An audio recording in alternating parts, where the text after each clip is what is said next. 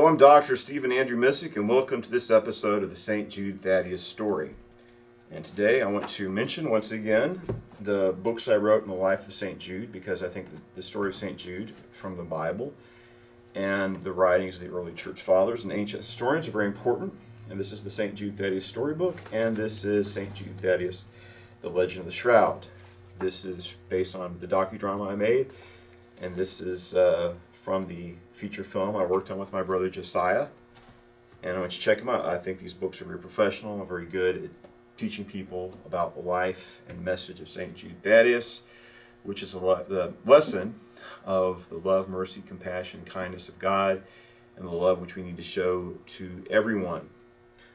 So I want to mention something that's very interesting. In Chicago, of course, Chicago has a large Assyrian American population. This is the community founded by Saint Jude Thaddeus.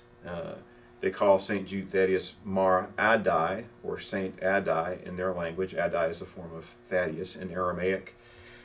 And it just so happens that the national shrine to Saint Jude is in Chicago, at a church of Our Lady of Guadalupe. Part of that church building complex is the shrine to Saint Jude Thaddeus. And they have two relics. A relic is a part of the body of the saint. These are very small. They have been verified, so you can see the part of the mortal remains of Saint Jude Thaddeus at the National Shrine of Saint Jude in Chicago. And they have stained glass windows and a sculpture of Saint Jude. So this is like a big center of the veneration of Saint Jude in the United States. So I knew of that shrine and that they had two relics of Saint Jude. So I was kind of thrown off or confused a little bit when I saw news about the display of the relics of Saint Jude Thaddeus. And it's like, well, I think those relics are kept in the National Shrine of Saint Jude, and I'm sure they're displayed from time to time. But I was confused because what's going on is in Rome, they have a tomb of Saint Simon and Saint Jude Thaddeus. And they're taking the relic. It's a reliquary. It's the arm bone of Saint Jude Thaddeus. So it's in an arm-shaped reliquary. The relic is the bone. The reliquary is the device that encases, the relic. So it's traveling across the nation, and it's already been in Chicago and in Michigan, and it's going to be in over 100 churches from September until May. So that's significant. A few years ago, a man, I forget his name, he wrote a book about the so-called worst movie ever made, The Room.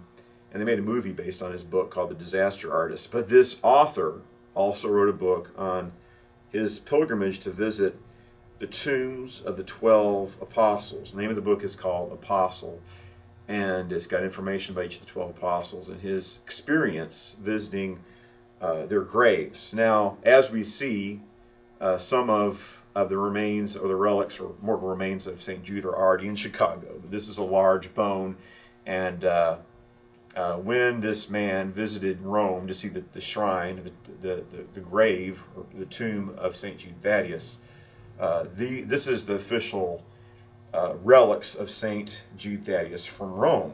So this is a pretty big deal that the mortal remains of St. Jude Thaddeus kept entombed at Rome. They're taking the casket or the device, which is, it's as big as an arm, shaped like an arm, with his arm bone in it, and this is one of the 12 apostles. This bone is being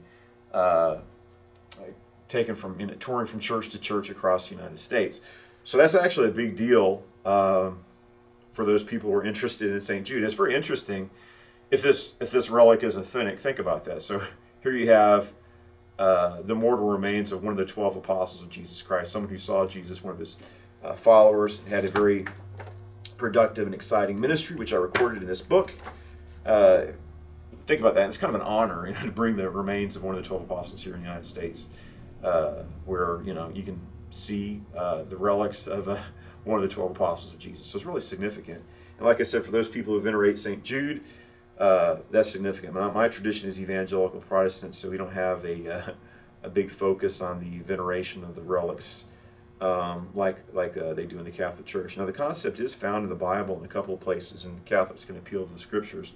For instance, when the prophet Elisha was buried, there's these Israelites who were traveling through the area, and some raiders fell upon them, and one of these men was killed, and they're trying to escape the marauders, and they threw this man's dead body into the grave of the prophet Elisha. And when this man's dead body touched the remains of Elisha the prophet, he was resurrected, because there's still divine power in the bones of Elisha the prophet. So Catholics appeal to that. And there's also the story how that Peter's shadow would fall upon people and heal them, or how that Paul would take a part of his garments and he would cut it apart and pray over it, and people would take a garment from Paul and believe that carried a blessing. So maybe this is a gesture of faith, and that's biblical. But on the other hand, when I was in Egypt, they have you're in a church and they have caskets in there. It's like, oh, this man, he's a very holy man. He was murdered by Muslim fanatics. It's like, okay, that's nice. I mean, he's an honor to have he had the honor of being a martyr, gave his life for the Lord, and he earned the martyr's crown. But shouldn't he be buried in a cemetery instead of having his body in the church after all this time? But they had this idea, even in the Coptic Orthodox Church, the Eastern Orthodox churches, of the veneration of the relics. So this is a very important event for those people who are interested in Saint Jude Thaddeus, and I will probably go and check out the relic of Saint Jude. And this is a way to get the story of Saint Jude Thaddeus out so people can learn about it, because it's all about pointing people to Jesus. That John 3:16, that God so loved the world that he gave his only begotten Son, that whosoever should believe in him should not perish but have everlasting life. That's the good news. And St. Jude Thaddeus is a conveyor of the good news of Jesus Christ. And a lot of the writings by him or attributed to him or about him provide good moral instructions to live a virtuous life, a life that's pleasing to God, and how to be in right standing with God through the finished work of Jesus Christ on the cross. He died for our sins. His blood washes away our sins and gives us new life. And we can participate in the power of the resurrection. And not only that, we have the golden rule, or do unto others as you'd have them do unto you. Love your enemies, forgive people, live a life that's pleasing to God by following the holiness code in the Scriptures.